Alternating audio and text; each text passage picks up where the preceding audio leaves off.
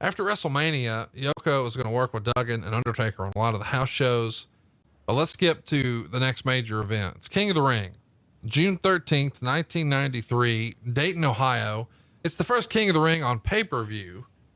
And let's process what we're talking about here, guys. This monster, this unbeatable monster, is finally going to take on Hulk Hogan. And Hulk Hogan has built the WWF on his back and on the back of beating monsters. And Yokozuna beats him. This is Hulk Hogan's last match of the company for a long time. And Hogan's going to drop the world title on pay-per-view. I think this is the first time that he's been pinned in the WWF since WrestleMania 6 at 1990. And this will be the last time we see Hogan on pay-per-view for the company until No Way Out 02. So this is unbelievable that it happens this way. And they're going to go 13 minutes and 11 seconds. Of course, there's the schmoz finish. There's the cameraman who throws the fire, and Yokozuna pins him with a leg drop. And after the match gives him a bonsai, and Hogan has to be helped out. So not only is Hogan dropping the world title on pay-per-view and taking a pin for the first time in years, but it's his last match out, and he's going to let him hit his finish after the bell and then stretcher job. Unbelievable the way this comes together like this.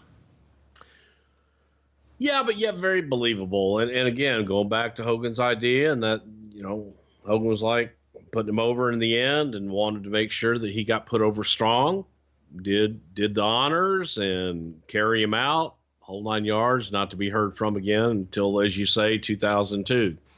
So it was a big deal. I just, I think we could have got there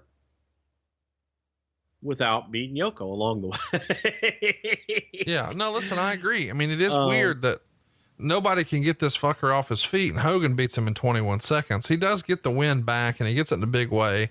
And I got to tell you, I know, we sort of gloss over this fact a lot on the show, but man, it's a big deal to beat Hulk Hogan for the world title. It's a big deal to beat Hulk Hogan on pay-per-view.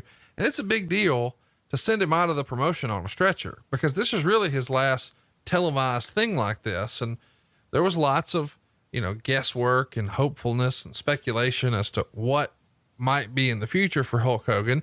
Bret Hart did a photo shoot with Hulk Hogan. We've talked about that before. Bret's thinking we're going to wrestle at SummerSlam 93. Meltzer's going to speculate based on the way this finish happened. It's got to be Yoko Hulk Hogan in a rematch at SummerSlam 93. Of course, none of that happens. Do you think when Hogan agreed to take the finish and then take the stretcher job, he thought he could work some sort of deal out to come back at SummerSlam? Or do you think he was just, it's the right thing to do, I'll do it on the way out? I think at that point that Hulk was done. I think at that point, Hulk had made up his mind. He was going to do Thunder in Paradise. He wanted to do the movie thing, and this was his way of going out.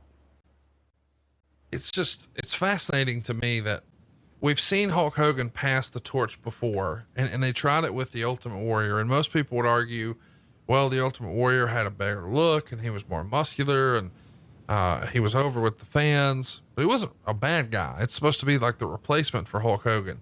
But when Hogan does the honors the second time, it's for this giant Yokozuna, and he's a monster and he's a heel and he's not a good guy. It's total opposite of what we saw in 1990. And it does feel like at this point, we're trying to figure out, hey, what's next for the company? Not just what's next for Hulk Hogan, but what's next for the company? Because we just beat Bret Hart at WrestleMania. Yoko beat him, and now he's won King of the Ring. So we're still keeping him strong.